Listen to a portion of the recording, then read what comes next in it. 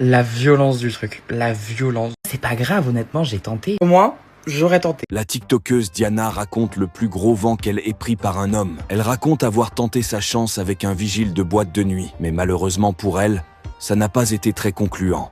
Jamais j'aurais pensé me prendre un râteau un jour. Faut savoir que moi, je ne demande jamais les snaps ou les Instagram des mecs qui me plaisent parce que je pars du principe que je suis trans et que je sais que ça peut potentiellement déranger. Enfin bref. Même c'est pas dans ma nature, voilà, je préfère directement qu'on vienne me voir. Habituellement, c'est ce qui se passe, on vient directement me voir. Sauf que là, ce qui s'est passé, c'est que en boîte de nuit, encore une fois, vous allez me dire, ouais, en boîte de nuit hétéro, c'est pas, il y a un vigile tellement beau, mais tellement beau, qui vient nous voir. À chaque fois, il vient nous voir parce qu'il sait très bien que dans cette boîte de nuit-là, bah, c'est pas très safe pour nous en tant que personne trans. C'est une boîte de nuit hétéro et à chaque fois, il vient nous voir en mode, ouais, les filles, si vous avez un problème et tout, vous venez me voir directement, comme ça, bah, je fais virer les personnes qui vous emmerdent.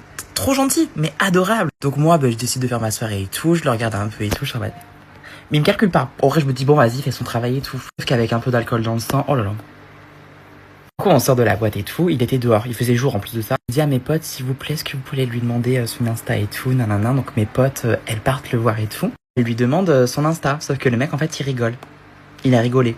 En mode, ok, bon, super. Après, c'est pas, j'ai fait un after avec des gens et tout, et en fait, les gens, ils connaissaient le mec, ils avaient son Instagram, et du coup, ils me l'ont donné, et moi, je l'ai follow et tout, il m'a follow en retour. Moi, j'envoie directement un message, ouais, coucou, déjà, merci de nous avoir protégés ce soir-là, c'était hyper, enfin, pour nous, c'était hyper bien. Après, je lui ai directement dit que j'étais intéressée, nanana, j'étais intéressée par lui. C'est pas, il fait un vocal, il me dit, oui, y a pas de souci, vous inquiétez pas, nanana, les prochaines fois, ce sera la même chose, je serai toujours là pour protéger, nanana, bref. Et c'est tout. Il m'a même pas dit qu'il était intéressé ou quoi que ce soit, rien du tout. Du coup, après, je le relance et je lui dis, oui, mais du coup, merci encore, mais est-ce que du coup, t'es intéressé et tout pour qu'on continue à se parler? La vérité qui m'a lâché un big vu et qui m'a unfollow. La violence du truc, la violence. Du coup, bah, je pense que je le reverrai d'ici là. C'est pas grave, honnêtement, j'ai tenté. Qui ne tente rien n'a rien. Au moins, j'étais en mode, bon, il est ouvert d'esprit. Peut-être que du coup, ça ne le dérange pas que je suis une femme trans et tout.